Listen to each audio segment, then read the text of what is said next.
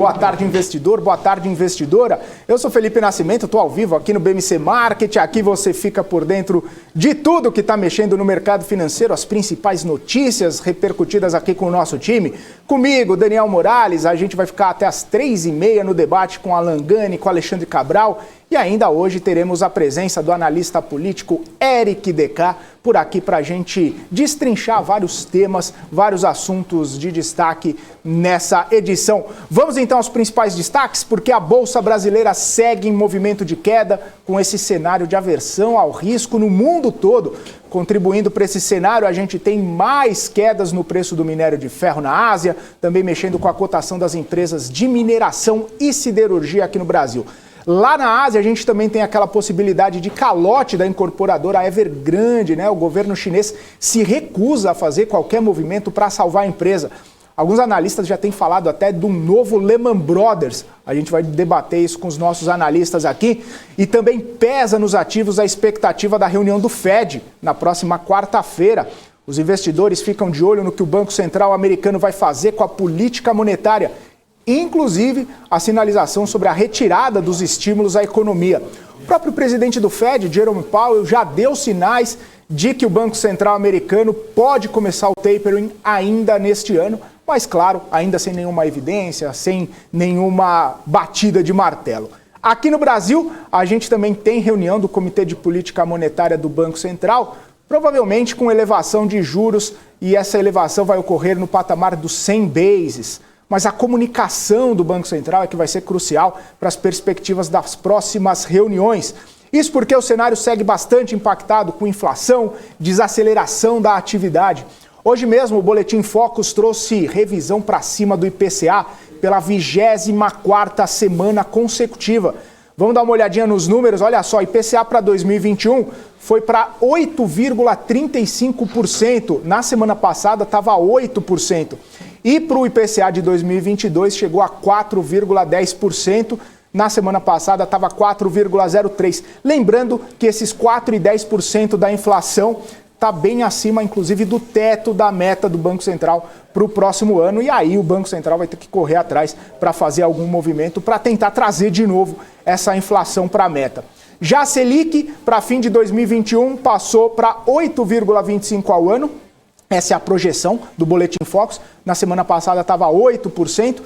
E falando do PIB, o PIB de 2021 permaneceu em 5,04% de crescimento. Só que o PIB do ano que vem teve uma revisão para baixo, tá? 1,63%. Na semana anterior estava com 1,72% de crescimento. Então esses são os principais destaques de hoje, os principais destaques que a gente vai comentar aqui com o Alexandre Cabral, com o Alan Gani, também o Daniel Morales, que vai estar aqui com a gente. Se tiver todo mundo pronto, vamos colocar todo mundo na tela. Se não tiver todo mundo pronto, eu vou aqui dar um alô para todo mundo que está com a gente no nosso chat.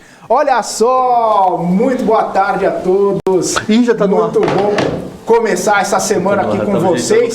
Então, primeiramente, boa tarde, Alan Gani. Boa tarde, Felipe. Boa tarde, Morales. Boa tarde, Cabral. Boa tarde, audiência. Que semana, hein? Que semana. Poucas horas da semana e a gente já começa desse jeito. Boa tarde, Alexandre Cabral. Boa tarde, meu povo. Beleza?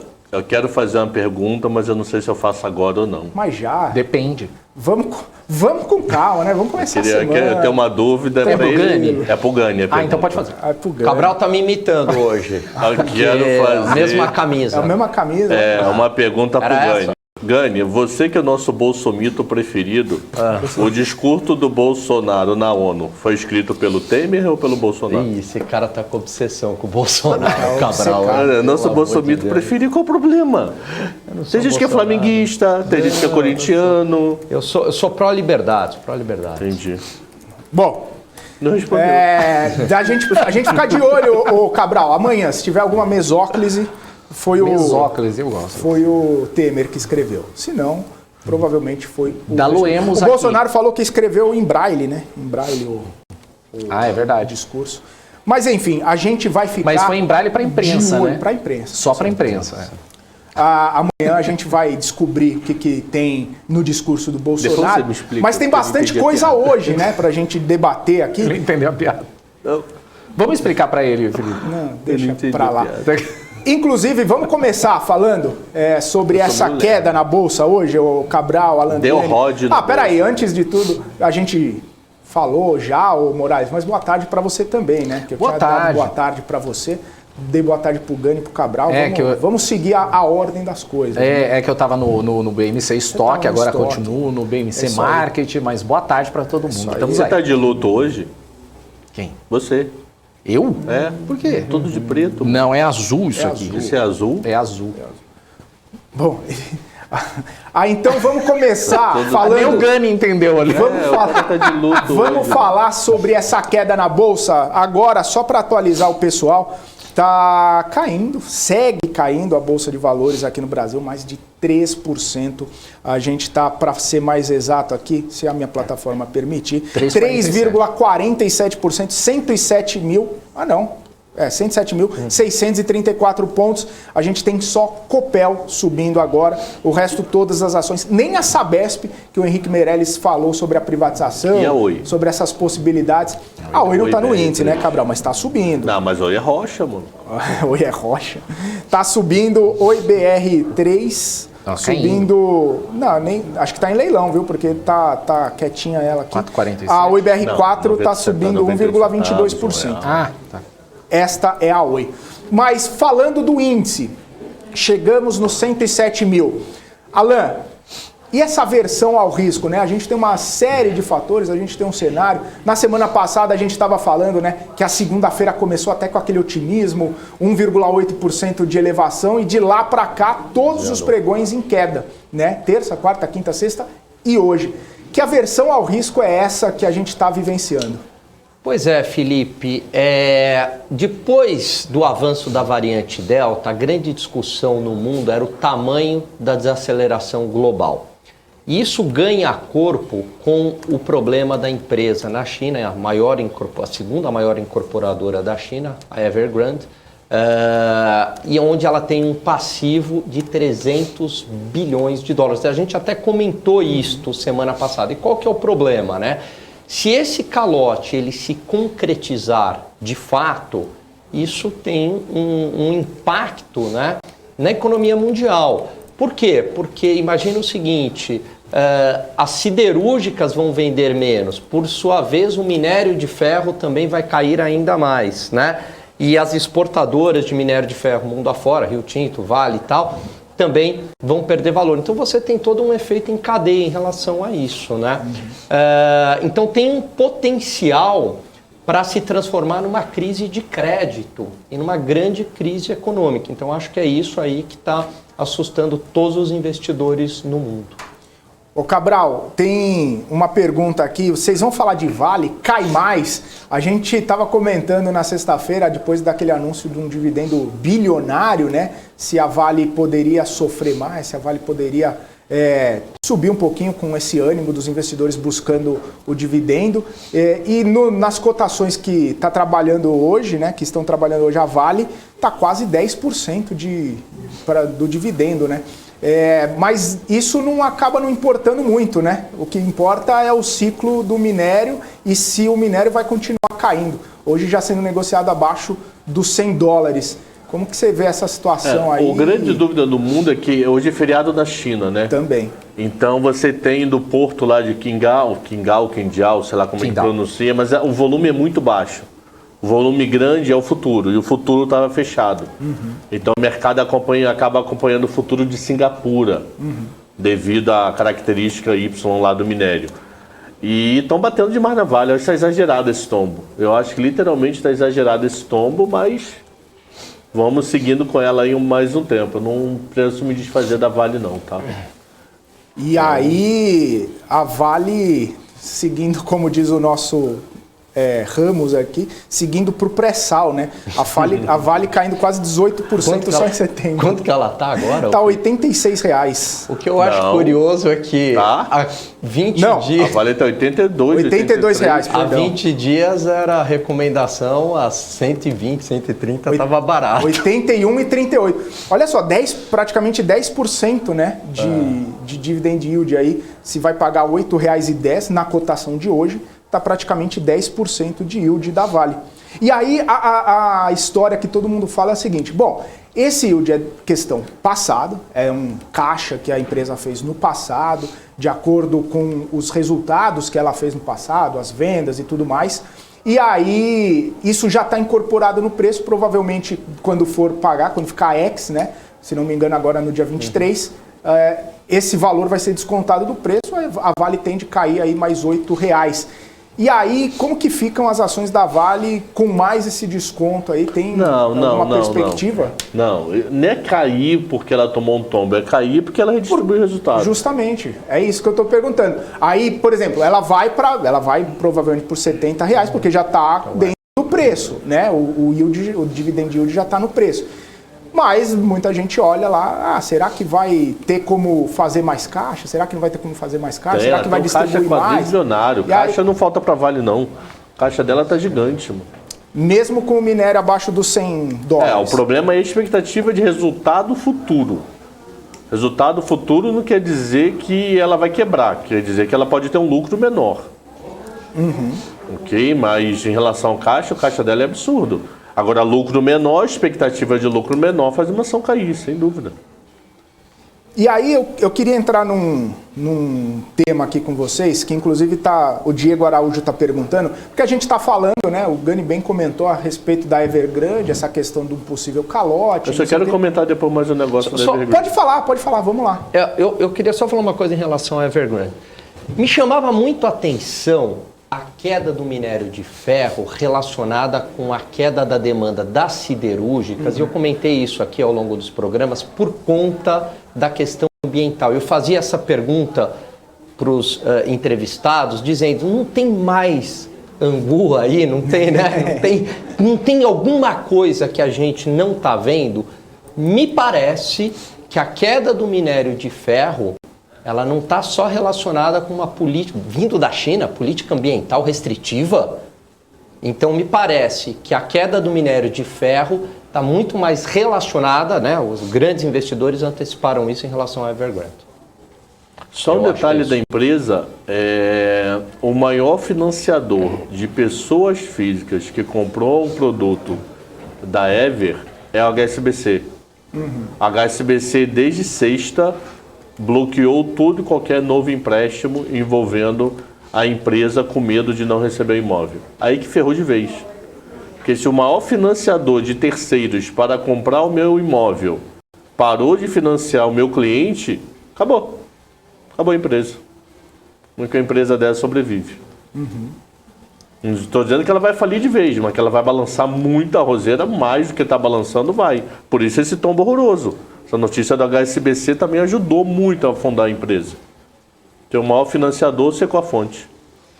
E aí a ideia que eu estava querendo trazer aqui para a gente discutir é que muita gente está falando, inclusive, seria a Evergrande um novo Lehman Brothers que vai precisar ali de um aporte de capital governamental, mas a China não está dando nenhuma visualização aí de que pode fazer qualquer aporte na empresa para ela não quebrar. A China está Eu acho que diferente do Lehman Brothers, que o Lehman Brothers você estava numa economia que é absurdamente globalizada, que é americana.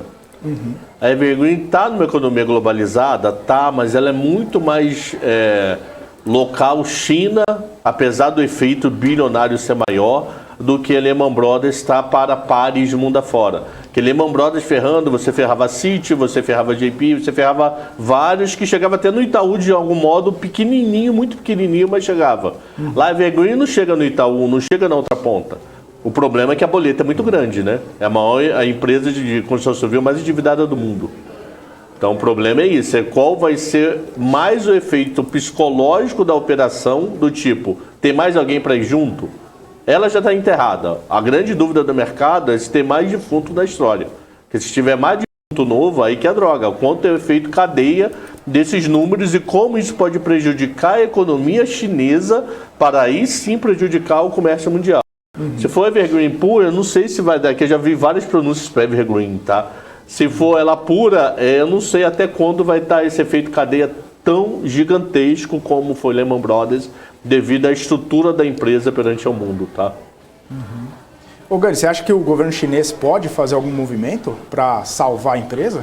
Eu acho que pode, né? Embora ele tenha sinalizado que não, mas a depender, né, do tamanho da crise afetando os demais setores, eu acho que pode sim. Acho que, né, faz parte aí da economia da China isso. Né? Porque a gente está falando de uma dívida de 300 bilhões de dólares, né? E eu lembro que a gente comentava na semana passada que isso aí são 3 meses de estímulo do Fed, né? Que põe 120 bi todo mês para estimular a economia, para dar liquidez, enfim, toda aquela situação. Não seria um aporte tão gigantesco assim para uma economia chinesa que também está em franca expansão, né? Meu medo é desacelerando, mas em expansão. Meu medo é quantos defuntos ainda vão aparecer. Pô, salvou A porque não salvou B, C e D. Não, e um outro ponto que isso já há muito tempo se discute é o tamanho do mercado de crédito da China. A China, ela não é conhecida pela transparência de informações, muito pelo contrário, o mercado financeiro tem uma desconfiança em relação aos dados chineses. Então, a pergunta é essa, será que o problema da Evergrande é simplesmente a ponta do iceberg e vem mais coisa por aí? Eu acho que isso que também está mexendo com a cabeça dos investidores. Pois é. O pessoal tá... E aí tem várias perguntas aqui para vocês. Quer ver? O Eduardo falando o seguinte: o possível default dos Estados Unidos pode impactar também o nosso câmbio e inflação? Como que isso aconteceria? E aí o Rodrigo perguntando uma outra coisa, mas vamos lá. Primeiro possível essa aí. default dos Estados Unidos? Pode impactar o câmbio e a inflação. Tem a do Tesouro lá, a mulher do Tesouro falou da possibilidade de default. Isso não existe. Os caras vão mudar a regra e vão seguir. Estados Unidos der default, acabou o BMC, mano. Acabou o mundo. Acabou. Vamos abrir a televisão paralela. Não vai ter nem YouTube mais para transmitir. Vou fazer uma pergunta mirim aqui. O que seria esse default aí? Estados Unidos dá calote. Hoje vence a dívida, eu vou falar, passa semana que vem. O programa será feito numa cabana, tá certo? Sem internet, sem nada. Luz elétrica. Eu não consigo imaginar Estados Unidos dar calote. Eu não consigo, a minha cabeça não raciocina. Estados Unidos dar calote significa que o principal país do planeta deu calote. Quem é Brasil na fila do pão nisso, mano? A teoria de finanças, ela é construída considerando os Estados Unidos risco zero, né? Do título público. Então não imagina, acabou, eu não sei o que falar. Não sei. Estados Unidos deu calote, eu vou fazer 1 minuto de silêncio, que eu não sei o que falar. Não vai ter mais mundo praticamente. O Rodrigo está perguntando assim, como a não liberação do pacote do Biden para a infraestrutura pode afundar ainda mais esse mercado? Existe alguma relação aí? Porque o pacote de infraestrutura, teoricamente, demandaria bastante aço, minério de ferro, commodities, enfim, todas essas coisas, né? Se não tiver o pacote, se não tiver liberação, tende a mexer ainda mais. Eu acho que ajuda a frear, né? Mas eu acho que se não tiver, é mais um combustível para jogar para baixo. Obviamente, os Estados Unidos é um grande player, um pacote de infraestrutura estimularia, né, bastante aí os vendedores de aço, né? Mas não acho que isso seja suficiente para estancar uma crise, né? Aí eu li uma questão hoje de manhã, né, sobre essa questão do aço, a produção, que talvez a China tivesse acelerado, né, a produção do aço no primeiro semestre, já prevendo um problema nesse ciclo, também querendo derrubar a commodity, né, o minério de ferro agora nesse segundo semestre. Isso aí é uma teoria possível ou é muito conspiração?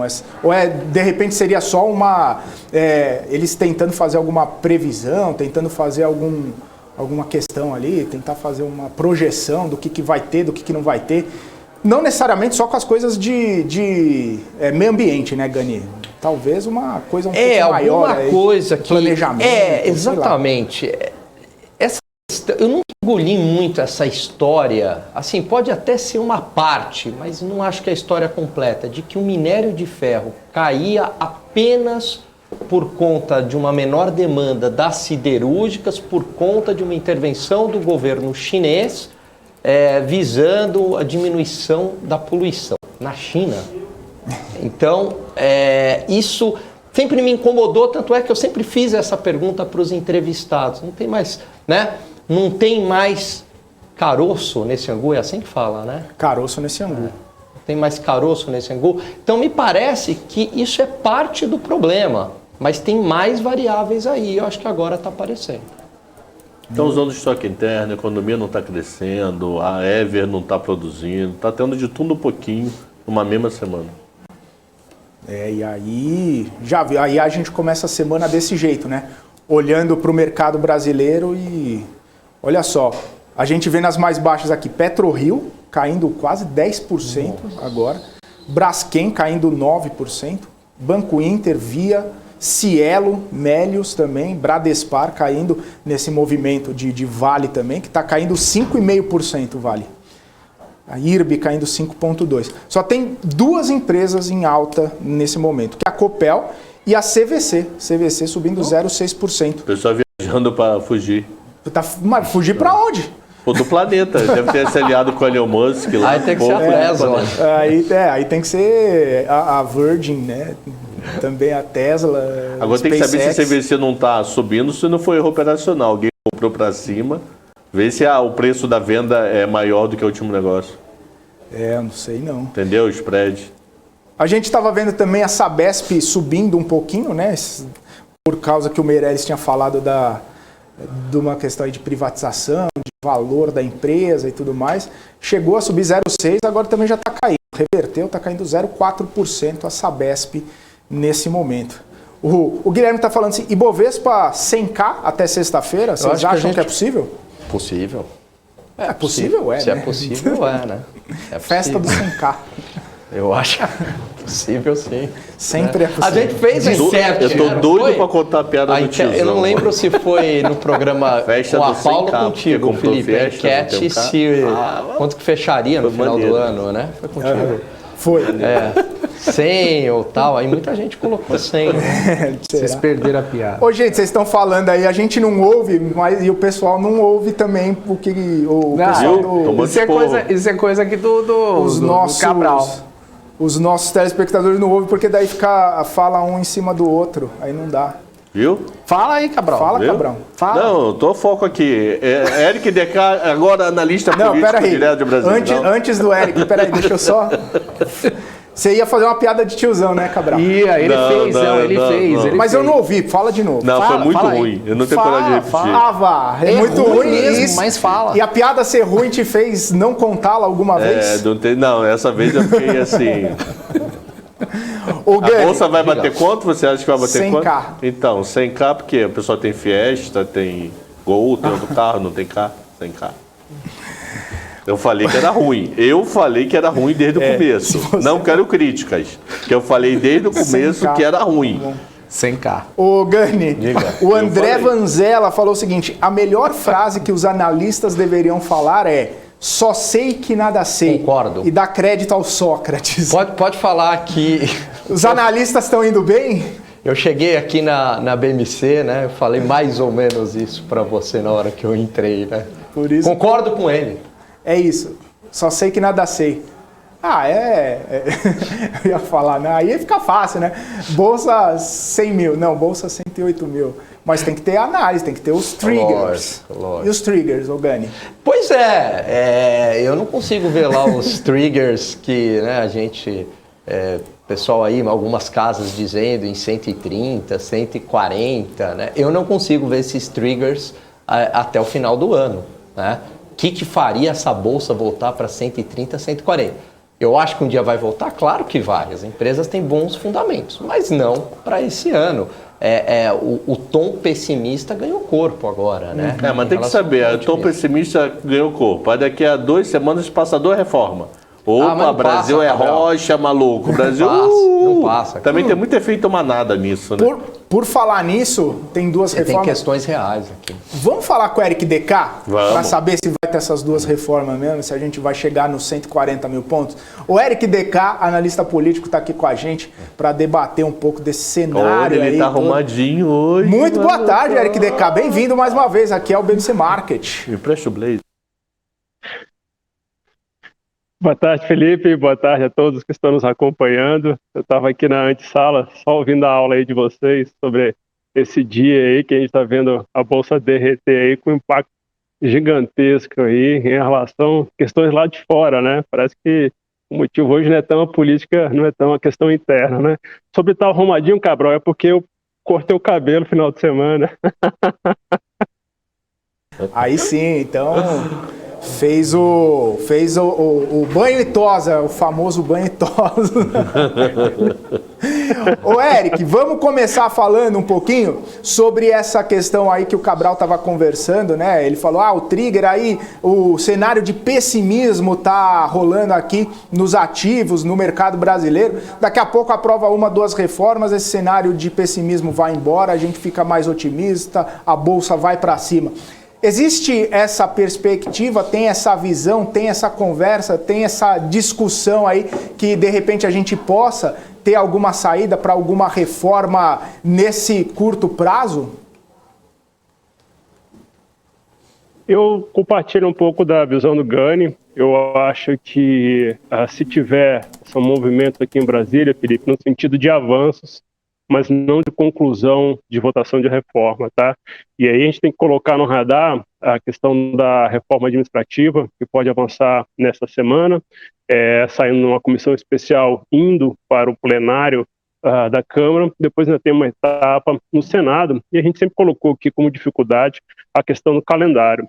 E o fato da reforma administrativa avançar e podendo até ser concluída aí até o final do ano, o que eu ainda vejo muitas dificuldades, mas vamos trabalhar no cenário de aprovação dessa reforma, é uma reforma, Felipe, que pega só os novos entrantes. Então, o impacto fiscal, o impacto orçamentário dessa reforma não é no curto, médio prazo, mas sim no longo prazo. Então, dentro do que o Gani colocou, juntando essas peças, por mais que se avance uma reforma, e que a gente está vendo aqui que pode avançar administrativa, eu acho que pode ter um efeito no dia, uma volatilidade no dia, mas não vai ser uma volatilidade duradoura na questão positiva, porque o efeito dessa reforma é só lá na frente. O investidor sabe disso. Seria um bom sinal, daria volatilidade para o dia, mas eu acho que não é isso que vai fazer com que a bolsa chegue a 130, 140 pontos.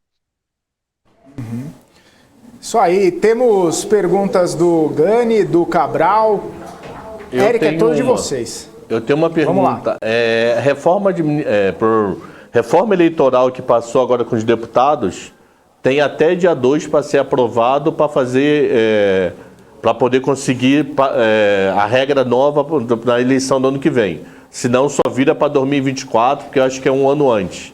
Você acha aí que passa até 2 de outubro essa reforma? Pelo que eu estou lendo, não, mas você que está aí na rotina, no dia a dia. Tem chance de passar alguma coisa dessa reforma, tá, Cabral? Porque é do interesse dos parlamentares e ali tem questões chaves para essa próxima eleição. Então, há sim essa possibilidade.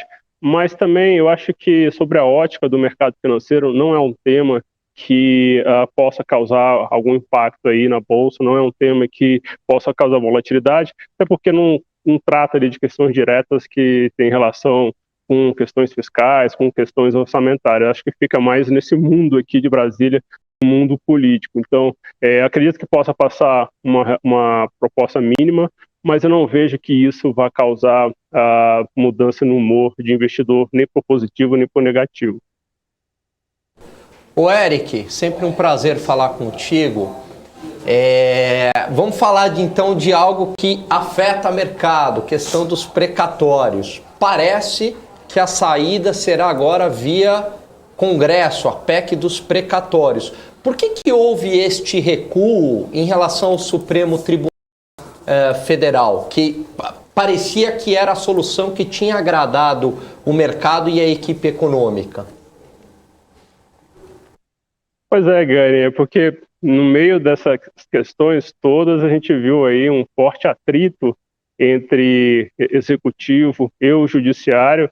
A relação ali azedou um pouco, mas a grande questão aí, Gani, é que houve espaço nesse meio tempo para conversas entre os 3 poderes, incluindo aí o Congresso Nacional, e nessas conversas, Gani, foi apresentada a fórmula suprema, que é essa fórmula que o Supremo Tribunal, que o ministro Fux vinha trabalhando.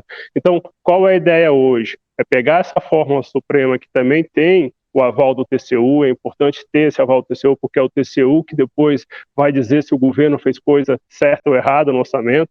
Lembrando que o impeachment da ex-presidente Dilma nasceu no TCU, quando o TCU carimbou que ela tinha pedalado.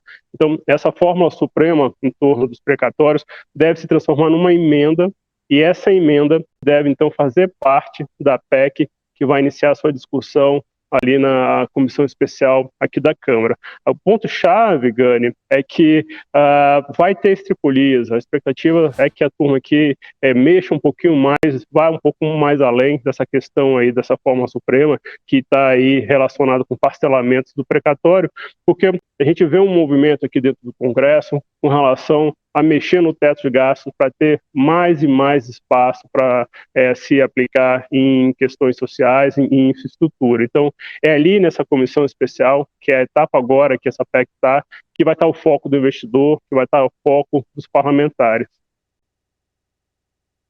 Maravilha. Perfeito.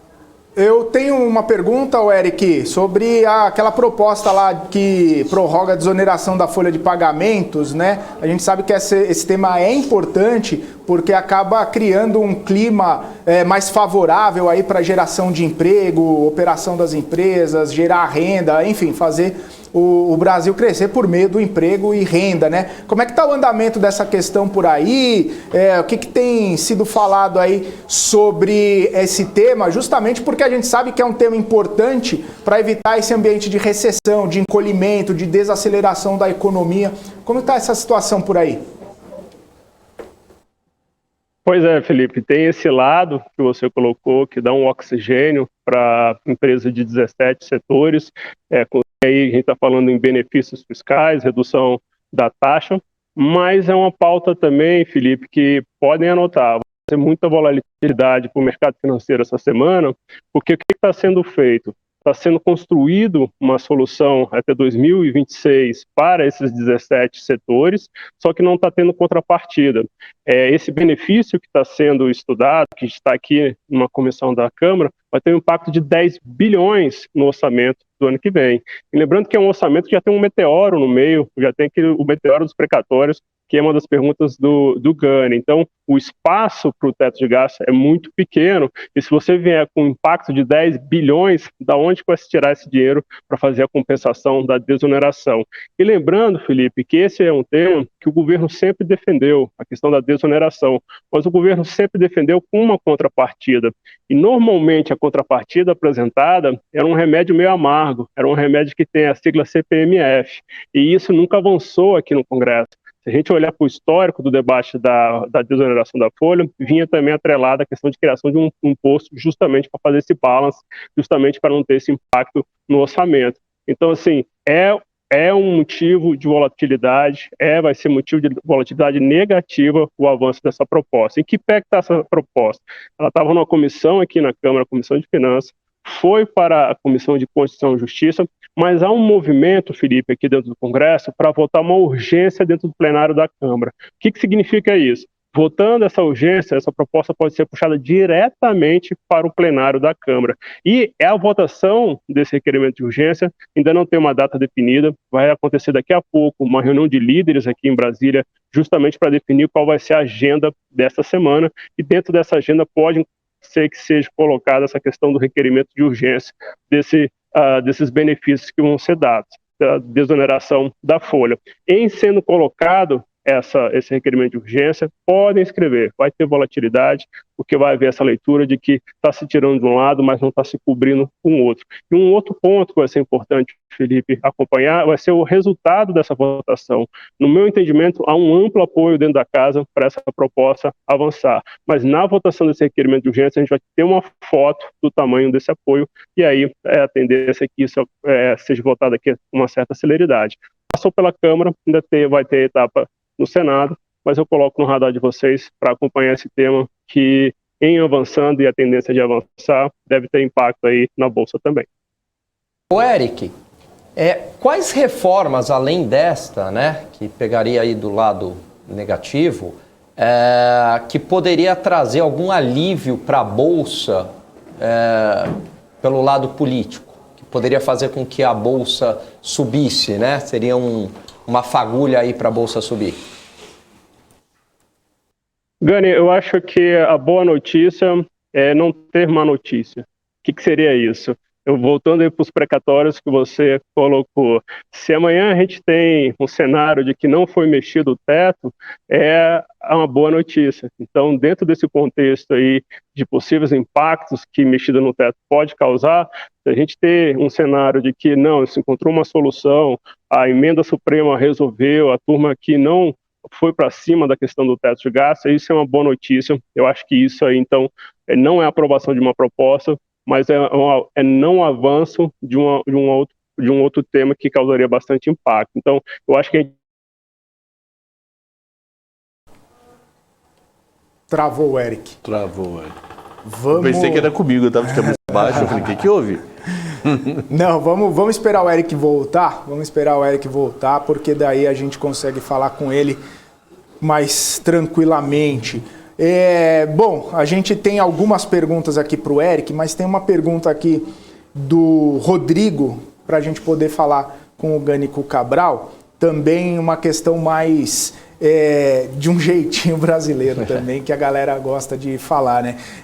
Rodrigo está perguntando assim, uma questão aí para vocês, passando uma reforma da tributação, não vai incentivar a formação de empresas offshore para reduzir o pagamento de impostos, se valendo da relação de holding?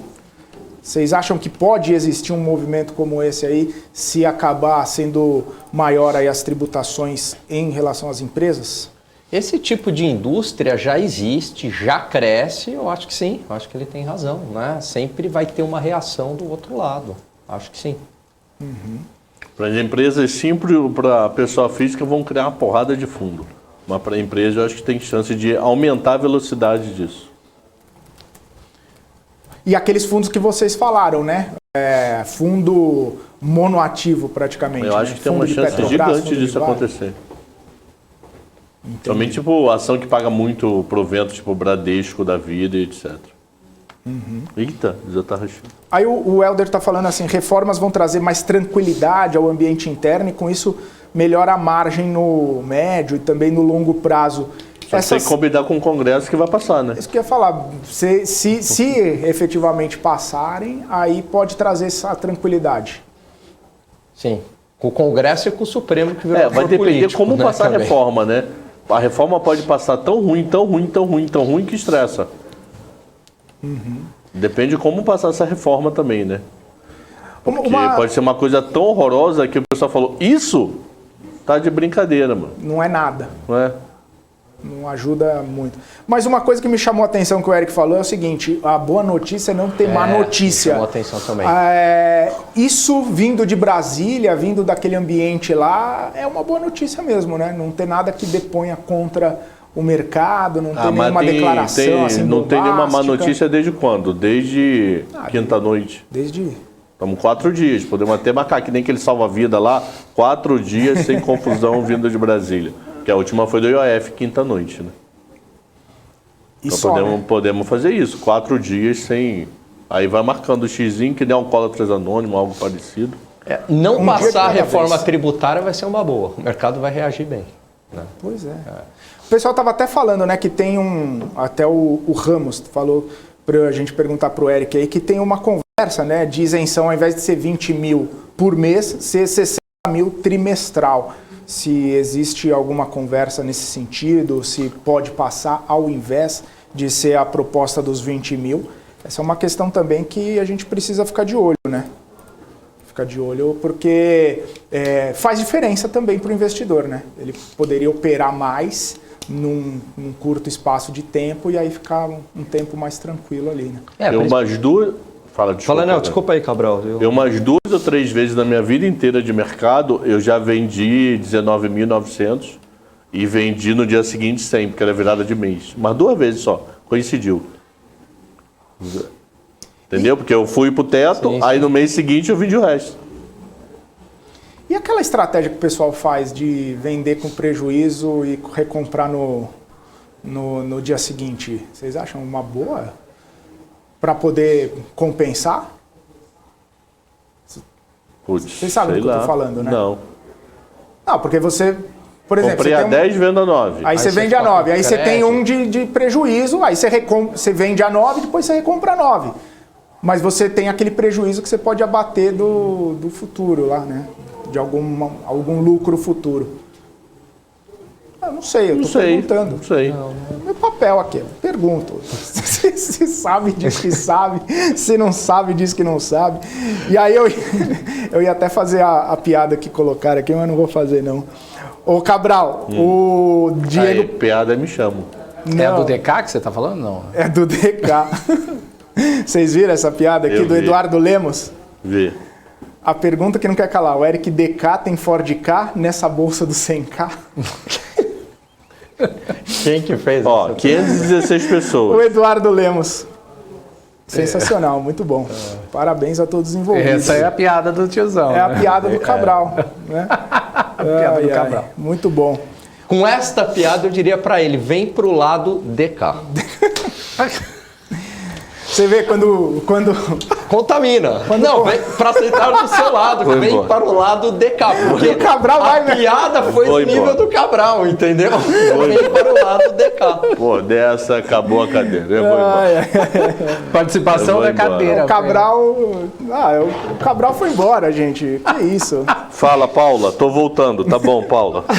Tá bom, Paula. Desculpe aí, que a piada foi muito ruim, chefe. A gente. cair? eu ia falar Tô quase sério caindo agora. aqui. Valeu, Paula. Tá bom. Ai, meu tá bom, Deus. voltei. O pessoal tá pedindo o IPO da BMC na B3 aqui. Olha lá, hein? teve outra piada aí também. Mas, Qual que é? Eu não vi. Qual que é? É primo do MPK e aí vai, né? Acho que foi piada. Ah, primo do MPK, é verdade. bem. E cadê o Eric? Eu não sei. Ó, o Sequestrado, Ramos está falando Eric. que essa estratégia aí é quando a empresa vai pagar dividendos altos, como a Vale agora. Não sei. Aí o Gani que tinha que responder, né? O Gani é o... Eu não consegui raciocinar. Eu entendi, mas não raciocinei ainda a vantagem. Tem que fazer conta. Eu não fico comprando e vendendo, né? Sou mais velho investor. Buy and hold. Buy and hold, né? Então, por isso que eu, enfim, não me atento muito aí, né? Nessas questões aí de limite de 20 mil, enfim. É, porque é outro padrão, né? Eles dão tanto limite de 20 mil, porque é outro patamar. Não é somos pelo nós valor, três, não, né? É outro Cabral, patamar. Não, isso, pra quê? isso É você um não pode milhão falar que aqui, eu não. Aí, quero. ó, já, eu falei, já entrou no Flamengo de novo. que nem, patamar. É que nem o Alan. O Alan sabe que existe FGC porque ele lê o livro. Não chega FGC no nível dele, mano. Não, mas é que eu acho que ficar comprando e vendendo não compensa, entendeu? O pessoal opera até 20. Você tá vermelho hoje. Aí só para fazer a provocação, né? A gente estava falando, Alan, dos BDRs, né? Que agora para os investidores de varejo, né? Aí o Alan fala, não, mas eu já invisto em BDR faz tempo. Antes era só para investidor qualificado, mas BDR, ó, conheço faz O meu tempo. dinheiro tá nos fundos da IP, ó, há 10 anos. Como é que eles não estão com dinheiro? Ah, os BDRs, já faz tempo. Agora pode, é? Vocês podem também? Pode. Investidor de Pô, varejo. legal, igual a mim. Sacanagem. Isso aí virou, pô, agora todo mundo pode. O Eric DK ainda não tá, mas eu tenho uma notícia Tá do lado importante de lá. aqui, Ah, que não, a gente a gente viu mais uma empresa entrando aqui no hall das empresas que estão subindo, tá? Sabesp, a gente tinha comentado dela, Sabesp subindo 0,43%, CVC subindo 1,67% e Copel subindo 5,58%. O Copel, que anunciou aquele dividendo de R$1 bilhão e pouquinho ali, Sabesp, por conta de toda essa conversa sobre privatização que o Henrique Meirelles comentou agora há pouco, e CVC, não tenho notícia ainda do porquê sobe. Agora, as empresas que estão caindo... CVC, não sei. CVC entrou ali na festa da subida. E ó, Taesa e Semig não sobe nem desce, muito pelo contrário. Tá no 0 a 0. Aí Braskem cai 9,11, PetroRio caindo 8,67. Aí tem Banco Inter, tem Via, também tem Bradespar e Cielo. A Vale caindo 5% nesse momento, aos R$ 81,87. O Eric está quase voltando aí. A gente vai bater um papo com ele daqui a pouquinho, mas eu tenho só uma notícia aqui antes do Eric DK voltar. Na verdade, Morales, você tem essa notícia aí do Pacheco?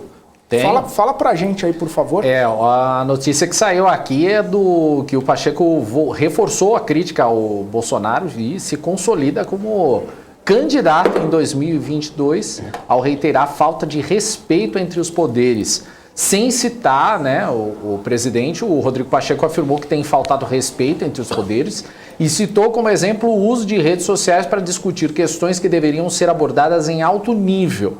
Pacheco também criticou indiretamente a atuação do governo federal no combate à pandemia, afirmando que a doença nunca deveria ter sido menosprezada e sim deveria ter sido enfrentada desde o início. As críticas do presidente do Senado foram feitas durante a abertura da convenção da Abras. A informação que foi divulgada agora há pouco pela Folha de São Paulo, Felipe. Legal, Morales. Tem um complemento aqui, que logo depois dessa tua notícia, que ele vai reunir hoje à noite com Lira para encaminhar os precatórios. Boa. Muito bom. E aí já é pauta pro Eric DK, né? Que voltou. Volta para cá. Voltou. Muito porque bom. o Caio, de vez em quando, empaca. Então, Eric DK de volta aqui com a gente. Seja bem-vindo novamente e vamos já continuar repercutindo, né, Eric? Você estava comentando, né, aquela questão, pode terminar aí, o Eric, caiu no meio ali, a gente não conseguiu finalizar o raciocínio. Estou que nem a ação do setor de mineração hoje. Caindo feio aqui. Mas vamos lá. Eu estava falando para o Gani que eu acho que ele perguntou se teria alguma proposta que em avançando aqui no Congresso poderia repercutir positivamente na Bolsa de Valores daqui para o final do ano. E aí, resumidamente, eu acho que a boa notícia é não ter mais notícias. E aí entra nessa questão que a gente estava falando da PEC dos precatórios, da questão de se furar o teto. Essa informação que o Cabral trouxe dessa reunião entre o Lira e o Pacheco é importante, porque eles têm tentado construir uma votação célere aqui nas duas casas para que isso seja então definido, porque a partir da definição da PEC dos precatórios é que vai se avançar com a questão do orçamento. Então, em havendo esse parcelamento, a gente vai ter uma maior noção de qual é o espaço que o governo vai ter no ano que vem com relação ao teto de gastos. E aí, gente, que vão surgir várias atividades fiscais aqui do quarto Congresso, e já inclusive existe uma agenda uma agenda dentro do Congresso para ocupar possível espaço que possa ter no teto ano que vem. E uma delas é essa questão da desoneração, Felipe, que você colocou, que teria aí esse impacto de 10 bi. No Senado, nessa semana, também tem duas pautas com impacto aí no orçamento, já antevendo aí um possível oxigênio que esse teto pode ter no ano que vem. A turma já está fazendo cálculo aqui, mesmo antes de ter certeza qual é o tamanho do espaço no teto. E entre essas duas propostas, uma é a questão da lei, uma lei cultural, uma lei que vai trazer alguns benefícios para o setor da cultura, o impacto é de 4 bi, e tem também uma outra proposta para benefícios aí para o botijão de gás, que vai variar de 40% a 100%. Essa também tem uma estimativa de impacto de 8 bi. Eu trago isso para vocês porque todas as propostas que possam ter impacto são propostas que, mais uma vez, a turma está contando com um espaço no teto que pode não ter. Pode ser que esse espaço não tenha, mas a gente vê que já tem algumas propostas, e todas elas que eu citei são propostas de cunho social, são propostas que conversam com o eleitorado, conversam com a base dos parlamentares. Isso vai nos mostrando o apetite da turma para esse tipo de pauta nesse final do ano, e isso vai acelerar, gente. É aí que está a grande questão para a gente ficar de olho. Então, mais uma vez, voltando ao ponto do Gani, a boa notícia vai ser a gente não ter a má notícia. E aí o Cabral, ele estava lembrando, né, que assim, não tem má notícia, mas desde quinta-feira, né, com o IOF. De lá para cá a gente fica monitorando aí, não tem nenhuma má notícia. E talvez a gente possa ter uma má notícia que o Eric DK caiu novamente. Essa é a notícia. Tá igual o minério de ferro, mano. Eric... Não, Eric volta, DK, minério de ferro. Ele quer contar piada de novo, Gani, fala. Não, mas essa foi do Eric. O Eric que já tinha contado. Ele falou, eu tô igual minério de ferro hoje, tô caindo a beça. Depois ninguém vê, mano. Ô, Daniel Morales, você tem giro de mercado, você tem informação aí pra gente, o que você pode trazer aqui pra gente para contribuir com o nosso debate? Ele está na capa da revista Marie Claire. Peraí, dá o destaque. Não tô, não. Aqui, ó. Não, olha, informação aqui do Ibovespa. O Ibovespa está caindo ainda, claro, mas já diminuiu um pouquinho já a queda, né? 3,04%. 108.048 pontos agora. Agora dos papéis, agora são 3 papéis em alta aqui. Copel com 5,58%, CVC com 1,76% e a Sabesp agora, como o Felipe estava falando antes, está subindo agora 0,57%. E todo o resto caindo. A Braskem aqui que está caindo 9,17%, PetroRio 8,82% e a Via com menos 6,97%. O dólar subindo agora 1,13%, R$ 5,35, Felipe. Legal, Morales, obrigado aí pelas informações. Um telespectador nosso aqui, deixa eu só pegar o nome dele aqui, que ele me alertou. Ele falou que, o Marcos dos Santos falou, CVC está subindo por causa da notícia dos Estados Unidos que liberaram brasileiros poder entrar no país. Brasileiros vacinados podem entrar no país, podem entrar nos Estados Unidos. A gente deu essa informação agora há pouco no BMC Stock, falando justamente que foi liberado já vai ser liberado, mas não tem um dia específico ainda. Acho que ficou para novembro essa decisão, mas ainda não tem uma data certa ainda.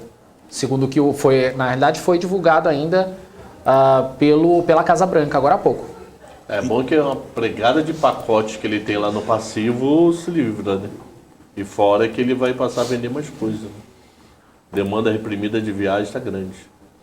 Inclusive, eu li uma entrevista do CEO da CVC faz um tempo já, faz 2 meses.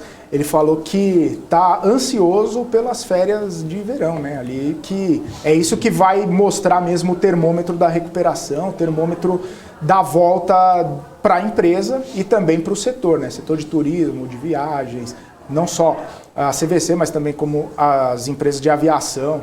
E aí é o que o Cabral estava falando, né? O pessoal, quando puder sair, quando puder viajar e tudo mais, aí é que a gente vai ver se tem esse fôlego todo mesmo, né? E a inflação, fogo no rabete, vem com tudo com isso.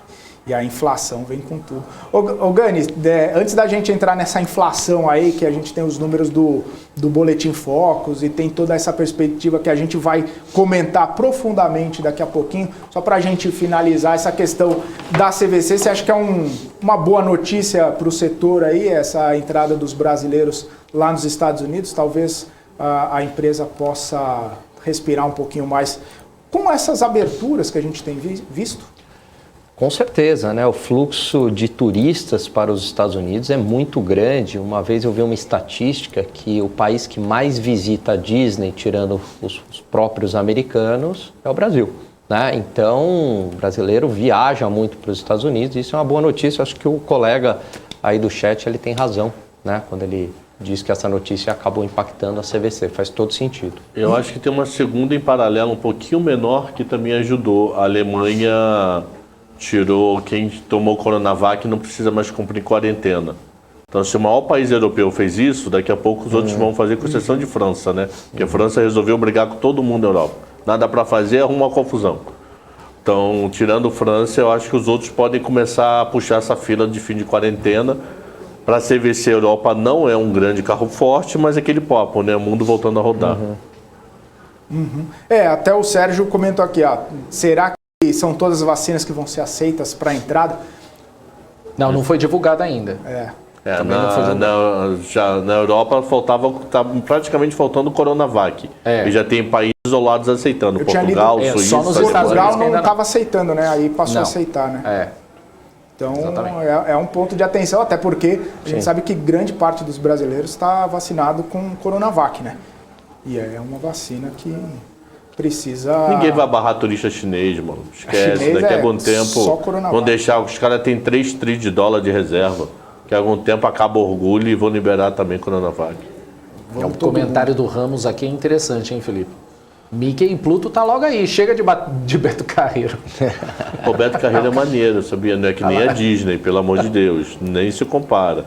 Mas carrinho bate-bate lá é muito maneiro. Você tá falando que a Disney é melhor? A Disney é melhor que Beto Carreiro, fato. Mas Beto Carreiro também é muito legal, muito legal. O Ricardo tá falando o seguinte, pelo mesmo dinheiro, dá para ir para os Estados Unidos ou fazer um churrasco? E ele tá na dúvida o que ele faz. Um churrasco. Churrasco, né? Rodízio, né? Rodízio. Vamos chamar o Eric DK de novo. Boa. E se ele cair de novo, aí a gente já pede música e... Eu queria tirar 2 dúvidas com o Eric. Ô Eric. Tem pergunta também. Mais uma vez, bem-vindo de volta. Não dá de minério de ferro de novo, não. Repara que ele mudou posição. Eu estou ouvindo vocês falando de Disney aí, eu quero saber, a gente vai para Disney agora, por causa do dólar, ou a gente espera aí mais 6 meses, o dólar daqui a 6 meses deve melhorar? O dólar foi feito para sacanear economista, mano. É essa a questão. Vai comprando aos poucos, o Eric, vai comprar Depende, agora. se você é padrão Gani ou padrão Cabral. Se for padrão Gani, você vai agora. O que significa? Não tem nenhum problema. Se for padrão Cabral, vai na CVC, aquela CVC que fica no supermercado, parcela em 12 vezes e segue a vida. Posso tirar 2 dúvidas com ele? Vamos lá, lógico, vamos lá. Primeira dúvida, eu li a comitiva que foi com Bolsonaro para os Estados Unidos e eu não vi Paulo Guedes. E eu vi o presidente da Caixa. É isso mesmo? A foto é essa, né? Mas o Paulo Guedes ficou, Cabral, porque ele tem aqui uma série de agendas também. Essa agenda nos Estados Unidos assim, começou hoje, e mais vai se encerrar amanhã. Então, assim, ele está ainda envolvido com várias agendas aqui, e foi por isso que ele não foi. O fato de ter ido o presidente da Caixa não significa muita coisa nesse momento, não, tá? Eu acho que é mais uma questão de foto mesmo, comendo mas pizza. Não dá para ver para especulações de possíveis trocas. Mas, o Eric, o vice-presidente Hamilton Mourão disse que o Paulo Guedes ficou no Brasil justamente para dar andamento na agenda econômica, que tem muito trabalho aí pela frente. Então, ele não ia para os Estados Unidos, porque ele ia ficar conversando aqui com todo mundo que precisa conversar, para andar, inclusive, com essa coisa de precatório, de reforma e tudo mais, né? É isso, esse é o ponto. Ele não foi uma questão de agenda aqui no Brasil, e, enfim, ele desde o final de semana que ele tem discutido a questão do IOF, que foi uma solução, um puxadinho, né, essa solução que eles encontraram, porque é uma solução que vai até dezembro, e a gente tem que lembrar que Bolsa Família é um gasto perene, acho que foi aí que morou a principal preocupação do investidor. Tudo bem, a partir de dezembro, como é que vai ser coberta, então, essa ampliação do valor do ticket médio do Bolsa Família? Então, eu acho que é aí que a turma tem feito alguns cálculos, é aí que a turma tem trabalhado bastante aqui em Brasília. O foco aqui em Brasília, gente, vai ser orçamento, tá? O foco daqui até dezembro é aí que vai morar o perigo, aquilo que a gente falou daquelas agendas que a gente colocou aqui de possíveis avanços no teto de gastos está relacionado a essa construção desse orçamento do próximo ano, e é aí que vai estar o foco do Paulo Guedes na tentativa de construir algo que não seja tão expansionista a ponto de se estourar o teto. Então, a solução IOF é uma solução bastante esdrúxula do ponto de vista de questões de equilíbrio fiscal, porque é uma questão que termina em dezembro, e aí mora também a gente começa a perceber que esse tipo de acreditabilidade pode surgir em outros momentos, e é aí também que a gente tem que ficar de olho. Então, o fator do Paulo Guedes não ter ido para lá é simplesmente uma questão de agenda aqui no Brasil. E última pergunta, só uma última, Gani, que eu já te fiz segunda passada e vou fazer de novo. E André Mendonça? Tá entrando água nesse barco, né, Cabral? Eu li no jornal, algum jornal semana passada, que ele deve ir para a CCJ no final de outubro. Quer dizer, é CCJ, mano. Também. Chama atenção também, Cabral, que semana passada o presidente do Senado, o Rodrigo Pacheco, numa entrevista que ele deu, ele elencou ali quais são as prioridades da próxima semana. Ele falou aquela questão dos Correios, que é uma questão que o Felipe sempre lembra aqui no programa. Ele falou de reforma tributária, ele falou de possibilidade de avançar com reforma administrativa, mas Cabral, em momento nenhum, ele falou nessa questão aí da indicação para o Supremo Tribunal Federal. Essa questão da CCJ é uma primeira etapa, tá, Cabral? Tem que passar primeiro pela CCJ, e é ali que está sendo o problema, porque o presidente dessa comissão é o Davi Alcolumbre, e o Davi Alcolumbre tem batido de frente aí com essa indicação, pressionando por um outro nome. Então, passado pela CCJ, aí vai para o plenário do Senado. Mas tem chamado bastante atenção que esse é um nome que não tem avançado aqui, que parece que está andando cada vez mais de lado, e a gente vai ter que esperar aí uma janela para que esse nome seja colocado em discussão na Comissão de Constituição e Justiça do Senado. O fato é que essa demora tem aberto para várias especulações sobre a manutenção dessa indicação, mas eu acredito que o presidente Bolsonaro vai manter essa indicação, pelo menos no curto prazo, pelo menos nessas próximas semanas. Ô Eric, agora que o Rodrigo Pacheco quer sair candidato e se coloca como oposição ao Bolsonaro, você acha que nesse xadrez político ele pode dificultar a aprovação da PEC dos precatórios, porque isso, o Bolsonaro seria beneficiado com essa PEC na medida em que ele teria mais espaço no orçamento em 2022? Você acha que pode ter um movimento nesse sentido? Eu acho que, vamos pegar parte do que você falou, acho que sim, pode beneficiar o Bolsonaro no ano que vem, mas, Gani, dentro desse pacote está o Congresso se beneficiar, tá? Porque quando a gente fala em mais espaço no orçamento, é a turma querendo surfar lá na base, mostrando que o Bolsa Família, o ticket médio aumentou graças a ele. Você vai ver durante a votação muito desse tipo de manifestação, seja nas redes sociais, seja aqui dentro do plenário. E também, quando a gente fala em PEC precatórios, a gente está falando de espaço para mais recursos em obras. E são obras que os parlamentares vão executar também lá na ponta. Então, é uma pauta que beneficia o próprio Bolsonaro, por dentro dessa questão de ter mais recursos, mas também vai beneficiar o próprio Congresso, o próprio parlamentar dentro desse contexto. Então, não acho que o Rodrigo, presidente do Senado, Rodrigo Pacheco, vai ser uma trava só olhando aí para uma questão especial do Bolsonaro, porque há uma pressão aqui dentro do Congresso por mais recursos e para essas finalidades que eu te falei. Então, atende como um todo e não apenas o Bolsonaro.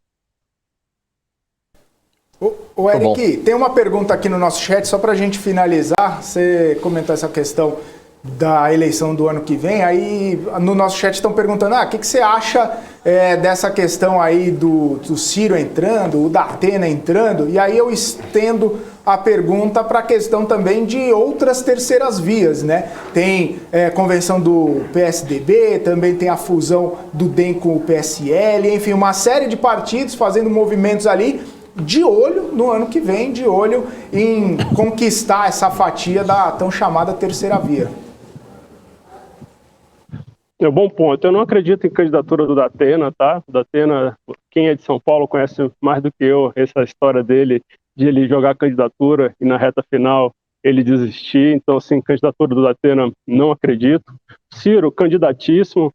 E aqui fica até o convite para quem está nos assistindo. A gente vai tentar trazer na semana que vem o presidente do PDT, que é o presidente do partido do Ciro, para a gente também tentar trazer cenários, tentar montar algumas peças aqui dessa questão da terceira via. Então, semana que vem é bem possível que a gente tenha aqui no nosso programa o Carlos Lupe. E com relação aos outros braços da terceira via, o PSDB começa hoje a convenção deles, começa hoje aí o sistema de prévia. Os candidatos, que é o João Dória e o Eduardo Leite, governador de São Paulo, governador do Rio Grande do Sul, tem até o dia 20 de novembro para construir uma candidatura. E nesse meio do caminho, Felipe, eu acho que a peça principal dessas prévias vai ser o seguinte, vai ser olhar qual é o mapa de apoio de cada um desses candidatos dentro do próprio partido. E aí eu vou elencar um único ponto para vocês já ficarem atentos. O Dória é um possível vitorioso nessa disputa, mas ele já tem resistência em Minas Gerais, onde está a liderança Aécio Neves, e eles sempre se bateram publicamente. Então amanhã uma vitória do Dória sem ter um apoio em Minas Gerais é bastante significativo, porque Minas Gerais é o segundo maior colégio eleitoral do país. Então nessa disputa que a gente vai ver, eu acho que a peça-chave é a gente olhar para o mapa final e falar assim, qual o tamanho do Dória dentro do próprio partido? Ele pode vencer, mas o que a gente vai ver na foto do dia seguinte sobre o tamanho do apoio? Porque esses estados pode ser que se apoiem outros candidatos, mesmo que informalmente, que acontece muito durante eleições presidenciais, um partido fechar na cabeça, fechar com um candidato, mas na base a turma não aderir. Então, sobre o PSDB, eu acho que a gente tem que ficar de olho nisso. A gente tem um movimento também muito forte dentro da questão da terceira via, que é essa fusão do Democratas com o PSL. Em se confirmando essa fusão, na minha leitura, é um checkmate na intenção do PSD em ter o Rodrigo Pacheco como candidato, porque o Democratas e o PSL juntos vão fazer uma bancada enorme aqui no Congresso, a maior do Congresso, vai ter muito recurso de fundo eleitoral para a próxima campanha e vai ter muita capilaridade, o que é um prato cheio para qualquer candidato. Isso deve ser um belo atrativo para o Rodrigo Pacheco se ele realmente se confirmar como candidato em 2022. Então, dentro da terceira via, a gente tem esse elemento PSDB que a gente tem que acompanhar. Nos próximos dias, a gente pode ter uma conclusão da questão do Democratas-PSL, que conversa com uma pergunta do Cabral com relação às novas regras eleitorais, porque é nesse prazo que eles querem definir, até o início de outubro, que querem definir essa fusão ou não. E tem o Ciro, que está caminhando ali também como um possível candidato. E essa conversa que a gente pode ter aí na próxima segunda-feira com o presidente do PDT, até para a gente também entender um pouquinho mais do como eles estão querendo construir essa terceira via dentro do centro-esquerda. Maravilha. Eric, obrigado então. Deixa eu tirar uma dúvida. Opa, vai lá. Vai você falou que existe a possibilidade de Pacheco vir pelo DEM-PSL, é isso? Isso, o Pacheco hoje é do DEM, tá, Cabral? E aí, da fusão desse partido DEM-PSL, o Pacheco, então, poderia engrenar aí no vácuo dessa fusão. Hoje, o PSD do Kassab tem namorado ali o Pacheco, tem tentado construir algumas bases em alguns estados, entre eles o próprio São Paulo. O PSD trabalha para trazer o Alckmin para ser o ponto de lança candidatura nacional do PSD, e aí seria essa candidatura do Rodrigo Pacheco, mas se tiver essa fusão Democrata-PSL, eu acredito que essa fusão vai dar muito mais estrutura para o Rodrigo Pacheco do que uma candidatura ali no PSD de dado. O quanto esvazia o PSL e Pacheco vindo candidato devido à base bolsonarista que ainda está muito forte dentro do PSL? Eu acho que um terço, tá, Cabral? Bastante gente ainda no PSL. Vai com... Isso, eu acho que um terço do PSL migra para outros partidos. Você tem que ver quem vão ser esses partidos que vão absorver. Tem vários partidos de centro que podem ser essa solução, mas a questão é que, no final, a estrutura financeira já está definida. É a foto que vale, Cabral, com relação a recursos para a próxima campanha, é a foto de 2018. Então, mesmo que haja uma migração amanhã, o efeito disso vai ser pequeno dentro de uma questão que envolve aí recursos para a campanha e questões aí que envolve essa aliança DEM-PSL para estruturar uma campanha presidencial, que pode perder um pouco de capilaridade na ponta, mas com relação ao recurso, que é um dos principais pontos, não perde nada. Maravilha. Eric, obrigado mais uma vez por estar aqui com a gente nessa segunda-feira. Ótima semana para você. Se tiver novidades, nos avise. Um abraço. Obrigado a todos, desculpa aí pelas quedas, e a gente volta na próxima segunda-feira. Um forte abraço, Cabral, Gani, Felipe e a todos que estavam aqui com a gente. Valeu. Eric DK chegando aqui para falar com a gente, e caiu mais que um minério de ferro hoje, mas não tem problema, a gente segue aqui com a nossa programação do BMC Marte. Brincadeira, Eric, um abração para você. E eu quero chamar o Daniel Morales porque ele tem informações também que a gente vai repercutir agora do Boletim Focus. É contigo, Daniel Morales. Vamos lá, Felipe. Eu começo a rir por causa do Cabral aqui, desculpa.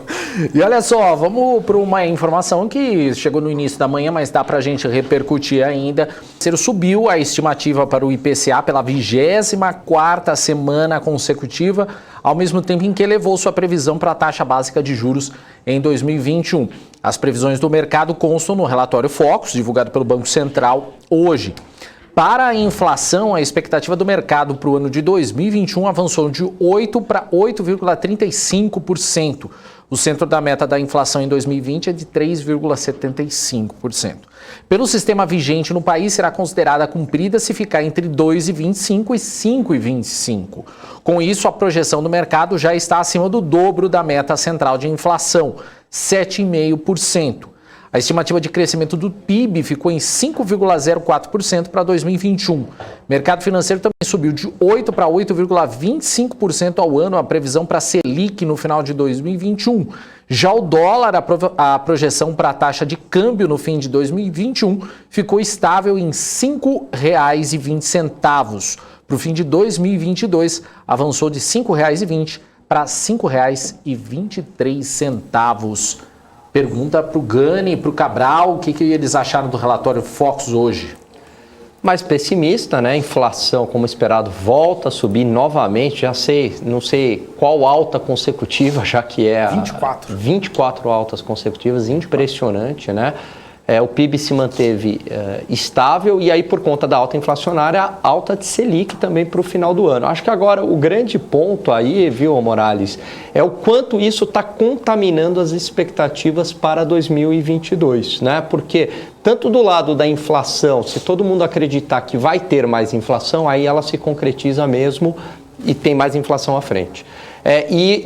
Na questão das expectativas, no crescimento econômico também, né? Se todo mundo fica mais pessimista, porque estão vindo dados mais pessimistas, previsões mais pessimistas, aí o que acontece? Na prática, todo mundo fica pessimista, tira o pé do acelerador, não investe, contrata menos, e aí se concretiza um menor crescimento econômico. Então, essa questão das expectativas para 2022 é a parte aí mais sensível do relatório Focus. O efeito dominó. Cabral. Tabelas. Bora lá para a tabela, então? Pode ser em ordem, 1, 2, 3, 4. Então vamos lá. Pessoal da produção do Switcher, foi. Então pode me tirar do ar também, por favor, só para poder ver a tabela inteira, ou me põe no cantinho mais, sei lá. Então essa tabela aí é comparando a inflação de 2021 com 2022, aonde, repara, 21 deu uma empinada que não para, né? Pelo amor de Deus, o que é isso que está acontecendo com 21? E 22 me preocupa porque é acima de 4. Aquele que o próprio Paulo Guedes já falou, que ele acha que a inflação é 4 ano que vem. Então, se o governo está comprando 4, provavelmente esse número aí vai ser maior do que 4 ano que vem. Espero que o mercado erre e que fique menor, tá? Agora, comparando IPCA com Meta Selic, que é a tabela 2. Na tabela 2, você vê o famoso Selic correndo atrás do rabo, né? Então, tá lá a Selic, fica devagarzinho, o pessoal sobe a inflação. Então, nesse momento, a meta Selic para o final do ano está menor do que a inflação projetada no ano. Eu ainda acho que a gente vai ficar com juros reais negativos aí durante quase 2 anos, tá? Então, quer dizer que a taxa de juros oficial é menor do que a inflação do período e o próprio mercado. Acho que para a semana que vem esse laranja aí, que é meta Selic, sobe, mas eu não acredito ainda de juros reais positivo muito forte para esse ano, tá? E a tabela 3, que é do PIB. A do PIB, a notícia ruim para mim está mais ligada a 22 do que a 21, porque a 21 está meio andando de lado ali nas últimas 5, 7 dias ali, aquele rabisquinho ali por volta de 5 está pingando no 5 e está ficando. O problema é essa debandada de 2022, perdão, o tombo é muito grande. E se você acumular na última tabela, que acumula 21 com 22, tabela 4, produção, vocês vão ver, ó, o acumulado entre esse ano e ano que vem só está fazendo cair, né? Então, notícias ruins para a inflação, notícias ruins para o PIB. E eu ainda acho que passa na cabeça de Roberto Campos e companhia. Pode liberar a tabela, por favor. Eu ainda acho que passa na cabeça de Campos e etc. o que fazer. Se eu subir inflação, se eu subir juros, eu consigo de algum modo maneirar a inflação e ferro o PIB. Ferrar PIB, eu desvalorizo moeda porque o Brasil não é confiante. Eu ferro a economia de novo, que eu gero inflação. Ou se eu pegar mais pesado nos juros, eu deixo a inflação um pouco mais solta. Se a inflação um pouco mais solta, com uma pequena possibilidade de queda de economia, aí vai começar a se discutir estagflação. Eu te digo que eu não queria estar na pele de Roberto Campos Neto e companhia. O que eles podem tomar de medida pode mudar a história da economia nos próximos meses. Ô Cabral, tem uma pergunta aqui, ó, do Rodrigo Lopes. Ele está falando o seguinte: a gente já sabe que na próxima reunião vai elevar a Selic em 100 bases, pelo menos é o que sinaliza o Roberto Campos Neto, e meio que ficou convencionado aí entre os analistas, os economistas, depois dele ter falado no evento do BTG na semana passada, porque até então havia aquela perspectiva de vai 125, vai 150, aquela questão, vai ser um pouco mais agressivo ou menos agressivo. E aí o Rodrigo está perguntando o seguinte: a reunião seguinte será a penúltima do ano. Será que a gente pode esperar um pouco mais de agressividade, até uns 150 bips aí? Ou nessa toada de 100 bases a cada reunião, a gente chega nos 8,25 que está projetando aí até o fim do ano? Eu acho que o Banco Central dá o recado de 125 na próxima. Eu acho que ele dá o recado de 100, mas com muita possibilidade de aumento maior para controlar preços. Pensando naquela história toda do PIB que eu falei há 3 minutos atrás. Mas eu acho que ele não aumentaria na próxima, tá? Não de amanhã. Na outra, acho que já veio uma chance dele ir para 1,25, mais 1,25 e fechar o ano. Maravilha. E você, Gani, o que você acha aí dessa próxima reunião da quarta-feira? Claro que a gente vai debater bastante ao longo da semana, mas nessa perspectiva aí, levando em consideração o Boletim Focus e perspectiva de reunião do Copom. Eu acho que o que vai ditar muito vão ser os dados de inflação que vão sair daqui para frente. Tem IPCA 15 na sexta-feira, né? Para balizar, não nessa reunião, que está mais ou menos aí precificado a 1, né, mas nas próximas reuniões. Talvez pode ter aí um aumento ainda mais surpreendente, mas eu acho que ainda está um pouco cedo para a gente cravar aqui um número, se vai ser 1,5, 1,25, 1, né? Vai depender aí muito da evolução dos dados de inflação. É isso aí, maravilha! Então a gente já vai se encaminhando para o final do nosso BMC Market. E, Cabral, você vai continuar trabalhando, hein? Eu sei que eu estou trocando papo com a produção aqui. Você não vai embora não, você vai ficar por aqui. Você acha que eu tenho vida de jornalista? Jornalista aparece meia horazinha na televisão e fica ali atrás no Facebook, em grupo de internet. Me fala que jornalista é esse, porque eu, Daniel Moraes, Beltrão, Paula Moraes, Rafael Lara, todo mundo não tem, Débora Oliveira, não temos essa coisa toda não, rapaz. A gente trabalha aqui, ó. Ganha menos ainda que Alexandre Cabral. Aí eu não duvido. Aí eu não posso opinar. Mas vamos então já ir para os finalmente aqui. Um forte abraço para todos vocês. Cabral, um abraço para você, até amanhã, e você continua aí com o Fast Trade daqui a pouquinho. Que eu acho que já virou Day Trade, daqui a pouco é Day Trade, daqui a pouco é Swing Trade, e o negócio é o Trade. Day Trade.